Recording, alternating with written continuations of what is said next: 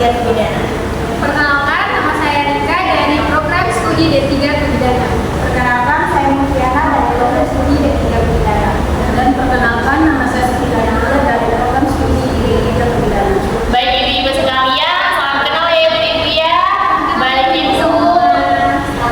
ibu, itulah tadi perkenalan secara singkat dari kami sekalian. Dan juga untuk materi selanjutnya yaitu tentang stunting dan juga malnutrisi terkait dengan pada ibu maupun pada bayi ataupun anak-anak ibu. Jadi di sini kami akan menerangkan tentang materi tersebut ya ibu-ibu ya. Jadi ibu-ibu boleh didengarkan secara seksama dan juga jika ada pertanyaan ibu-ibu boleh mempertanyakan nanti di sesi terakhir ya ibu-ibu ya. Bagi ibu-ibu di sini saya akan menjelaskan tentang apa itu stunting. Jadi ibu-ibu, apakah ibu-ibu sudah tahu apa itu stunting? Oh belum ya ibu-ibu ya. Jadi stunting itu adalah gangguan dari pertumbuhan dan juga perkembangan pada anak ataupun pada ibu-ibu sekalian yang disebabkan oleh gizi, nutrisi ataupun infeksi ataupun stimulasi yang tidak memadai. Nah selanjutnya ibu-ibu, pada stunting ini akan ada materi tentang penyebab, dampak, dan juga malnutrisi juga akan ada dampak, penyebab, dan juga cara pencegahan atau mengatasinya.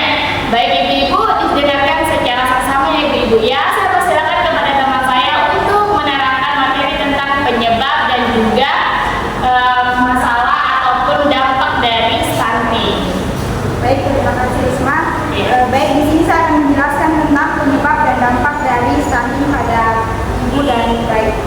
Nah, yang pertama yaitu penyebabnya, yaitu yang pertama kekurangan gizi pada ibu hamil seperti protein, zat besi, dan juga asam folat. Nah, selanjutnya ibu hamil akan mengalami anemia. Kemudian infeksi yang sering menyerang pada ibu dan juga bayi.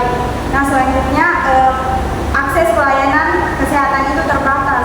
Mungkin di desa-desanya ibu ini pelayanan kesehatannya itu terbatas sehingga menyulitkan ibu untuk melakukan pemeriksaan.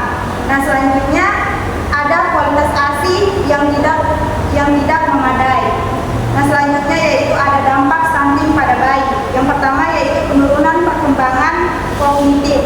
Stunting dapat menghambat perkembangan otak anak yang berpotensi menyebabkan keterlambatan dalam kemampuan belajar dan berbahasa. Selanjutnya peningkatan risiko penyakit. Anak yang stunting lebih rentan terhadap penyakit dan infeksi karena sistem kekebalan tubuh mereka tidak berkembang secara optimal. Kemudian yang terakhir yaitu risiko kematian yang lebih tinggi. Anak-anak yang mengalami stunting cenderung memiliki tingkat kematian yang lebih tinggi di masa kecil. Nah, terutama jika mereka terpapar kondisi buruk lainnya seperti kekurangan air bersih dan sanitasi yang buruk. Baik, selanjutnya akan dilanjutkan oleh rekan saya. Nah, ibu-ibu sudah tahu kan apa itu stunting. Nah, sekarang saya akan menjelaskan mengenai malnutrisi. Nah, ibu-ibu perlu mengetahui malnutrisi adalah suatu keadaan ketidakseimbangan gizi yang disebabkan oleh kelebihan atau kekurangan seperti kalori, protein, atau zat gizi lainnya. Nah, penyebabnya itu yang pertama itu kekurangan mikronutrien seperti kekurangan zat besi, kemudian kekurangan asam folat, kemudian kekurangan kalsium atau kekurangan juga vitamin D. Nah, yang kedua itu asupan kalori yang tidak cukup. Nah, ibu-ibu yang tidak mendapatkan asupan kalori yang tidak cukup itu dapat menyebabkan malnutrisi. Nah, kemudian yang ketiga itu gangguan kesehatan pada ibu. Nah, misalnya ibu itu ada yang mengalami kondisi diabetes, penyakit diabetes atau hipertensi. Nah, itu dapat menyebabkan malnutrisi juga oleh ibu. Nah, dampak selanjutnya akan dilanjutkan oleh teman saya. Baik, selanjutnya itu dampak dari malnutrisi. Yang pertama itu resiko kelahiran prematur. Dan jika ibu mengalami malnutrisi, bayi itu akan lahir secara prematur.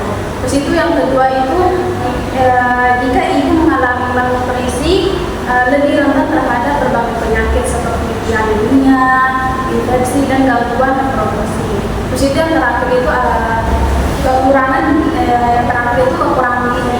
Nah, jika ibu itu mengalami kekurangan gizi, itu akan menyebabkan kesehatan mental pada ibu seperti depresi pasca melahirkan dan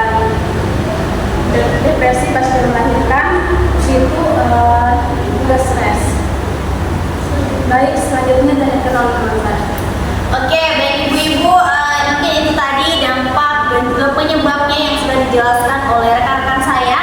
Nah, jadi di sini saya akan menjelaskan bagaimana sih cara mengatasi stunting dan juga malnutrisi. Nah, mungkin ibu-ibu di sini masih belum tahu ya, atau belum memiliki pengetahuan secara luas bagaimana sih cara mengatasi malnutrisi dan juga stunting. Nah, baik ibu-ibu, jadi ada beberapa cara untuk mengatasi malnutrisi dan juga stunting. Nah, cara yang pertama itu adalah jadi ibu-ibu harus pemberian gizinya itu yang cukup selama kehamilan. Jadi ibu-ibu mengonsumsi makanan yang bergizi seimbang seperti mengandung protein, kemudian kalsium, dan juga lemak sehat itu sangat mempengaruhi gizi yang cukup selama masa kehamilan. Dan ibu-ibu juga jangan lupa untuk mengonsumsi seperti asam folat, kemudian zat besi dan juga kalsium. Nah, yang kedua adalah pemberian ASI eksklusif. Nah, pemberian ASI eksklusif ini harus diberikan selama 6 bulan pertama saat ibu melahirkan. Nah, kegunaan ASI eksklusif ini sangat penting karena untuk memastikan bayi memperoleh nutrisi yang optimal. Nah, selanjutnya yang ketiga adalah pengelolaan infeksi, penyakit infeksi. Nah, mencegah dan mengobati penyakit infeksi ini ibu-ibu bisa dengan cara meningkatkan akses ke layanan kesehatan seperti ibu-ibu melakukan vaksinasi dan juga melakukan sanitasi yang baik. Nah, jadi itu akan mengurangi resiko stunting dan malnutrisi pada anak tersebut. Kemudian yang terakhir adalah perawatan kesehatan dan pemantauan berat badan. Nah, jadi ibu-ibu di sini ibu-ibu harus memastikan harus mendapatkan pemeriksaan antenatal. Nah, pemeriksaan antenatal ini harus dilakukan secara rutin untuk memantau status gizi pada bayi maupun pada ibu juga. Nah, serta menangani masalah kesehatan yang mungkin akan muncul dan akan terjadi pada ibu dan juga bayi ibu tersebut. Oke, baik, ibu mungkin hanya itu beberapa